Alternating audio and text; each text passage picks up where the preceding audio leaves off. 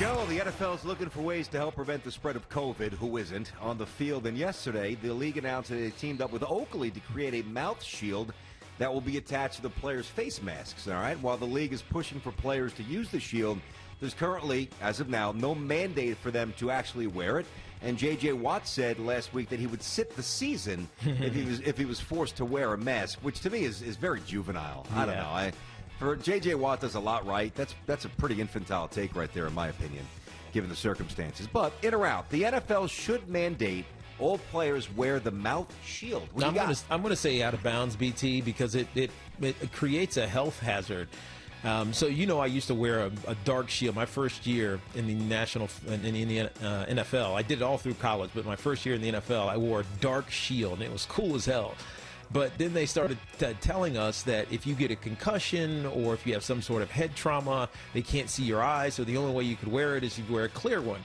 And so I was like, all right, I'll wear a clear one. And I wore a clear one, and it wasn't as cool, and the only thing that it did was stifle me. Like you just can't breathe. You feel like you're stuck inside your helmet. You know what I mean? Yeah. And so I'd always have it tilted half mask or so. Now, if this Oakley shield, which is obviously the eye part, but it also has a lower part, I mean, it's going to be hard to breathe in there. I know they have air holes in it, but it's just going to be hard to breathe. I'm going to say out of bounds of that, BT, because some guys are just going to find it very, very uncomfortable. I agree. I'm going to say out of bounds as well. You can't force this down a player's throat with no transitional period. Yep. If it was implemented, say, last preseason as a precursor to, not that you know a pandemic's coming, but for other who's predicted this, right? Yeah, sure, but maybe it was just to avoid other stuff, whatever it might be. If you have those premonitions, BT, please tell me. Short everything. Short everything.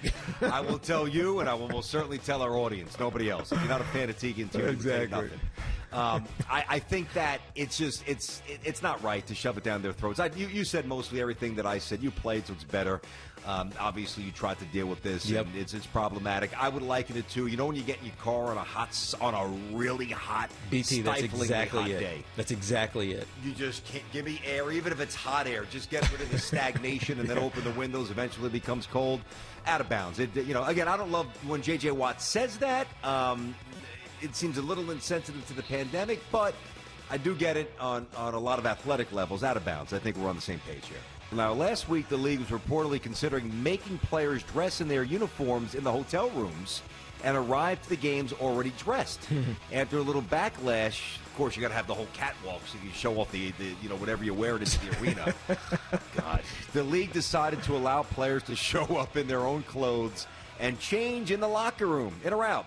The NBA should make players dress in their hotel rooms and arrive to games in uniform. I'm going to say out of bounds. I don't think they should make them do this. I think it's part of it. And if these guys are going to be exposed, first of all, they're going to be tested every single day. And by the way, good news so far out of the NBA testing protocols, only 2 of 322 have tested positive, and they were dealt with almost immediately. So even before they started interacting. So far, so good, even though it feels like there's some things around the corner that could happen. But I'm going to say out of bounds. I think if they're tested properly, if you're staying within the protocol, then it's okay to change around one another. So I'm going to say out of bounds of that.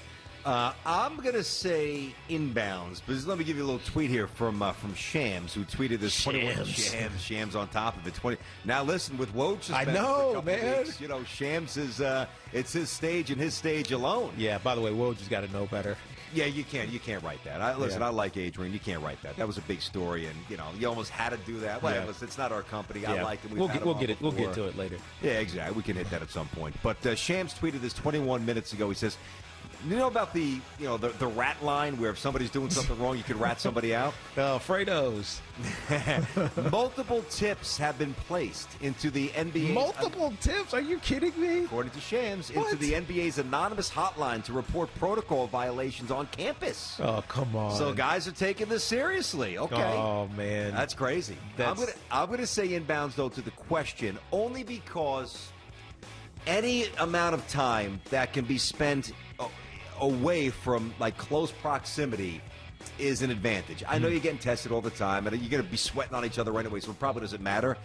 But exactly. What's the big damn deal? Just get dressed in your room, get on the bus. I know it's very high schoolish, very AAU-ish. It takes away from the, what am I wearing? Look at me walking into the arena. And I get it. If I was 20-something, I would want to look cool walking into. I get it. But, this is not about getting it in that sense. It's about getting it in a pandemic sense. And any little shortcut that you can take to avoid exposure, to me, is smart. So I'm going to say inbounds. All right, Teak. It's been a long layoff for baseball, as we know. Most players not seeing action for over 10 months now. Crazy. Now, reigning AL Cy Young winner Justin Verlander's changed his mechanics a little late in the career to start doing that. To help prolong his career. Here's what he said. He says, quote, "It was almost like plugging holes in a roof when it's raining. I would fix one thing, something else would pop up." Remember, he had core surgery years ago. He's had a couple of injuries, obviously. He's got a lot of miles on that arm, throws hard. So, now, reigning NL MVP Cody Bellinger's changed his swing a little bit. And skipper Dave Roberts is optimistic despite some early scuffles at the plate. Okay, so in or out, it is a mistake for star players to adjust their mechanics after stellar seasons. I'm going to say inbounds, BT, because it's muscle memory. And I know that it's little things and it's things that you've probably been thinking about for a long time, or you have your specialized coaches that are telling you, if you do this little thing, it's going to make a big difference on getting around on something. Who knows? I don't even know the terminology to use, but still. I got you. I'm going to say out of bounds to that one. I think it is a mistake. Inbounds. It is a mistake. So I think it is a mistake to do that because you've gotten this far doing things a certain way. And so I'm going to say inbounds. Listen, I hear you, and this is a tricky one for me. And again, it's framed star players coming off big seasons. So you say, well, it's not like you add another move. It's not like Jordan comes back with a fadeaway. We're talking about the actual mechanics of the release, which is a little disconcerting if you're a highly productive, highly efficient player. Listen, I wouldn't want Steph Curry if I'm the Warriors next year coming back shooting underhanded free throws like Rick Barry. Yeah, I hear you. Yeah, you're right. It's working out well for you. But I'm going to cite you a couple of examples, and here's why I say out of bounds. If it's done properly. And we just had him on the show 2 weeks ago. Rod Carew was on this show. And Rod Carew said, because I referenced that his bat was almost parallel to the ground. I don't know how he hit like that. Long story short, he basically said he changed 5 or 6 years into his career because he could not touch Nolan Ryan's heat. And he had to kind of find a mechanism to speed things up and get it through the zone quicker.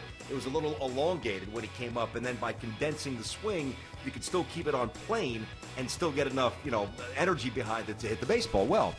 Now, keep in mind, Rod Carew's third year, he batted .332. This was pre-change. Yeah. Then he batted .366. Then he batted .307.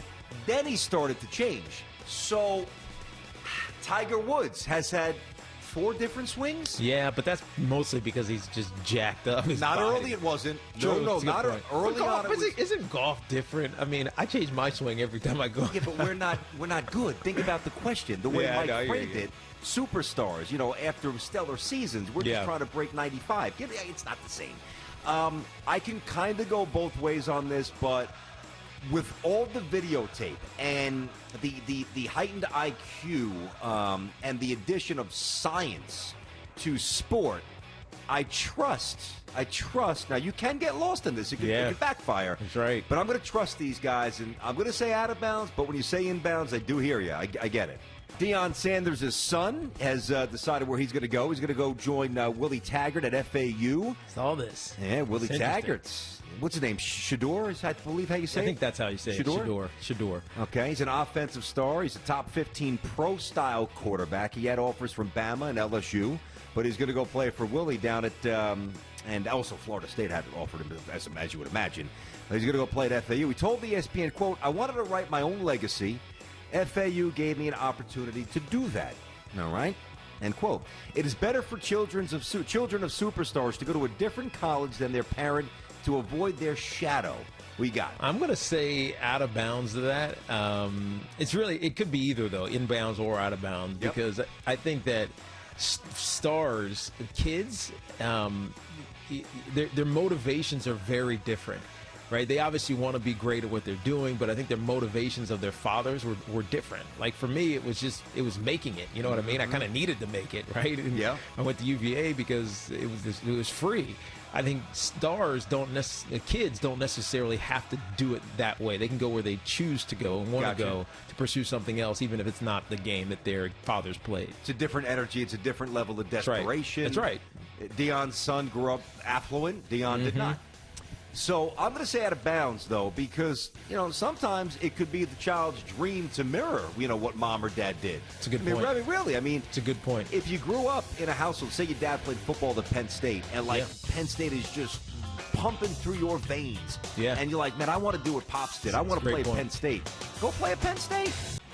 Tune in next time for another edition of Inbounds or Out of Bounds with Tiki and Tierney.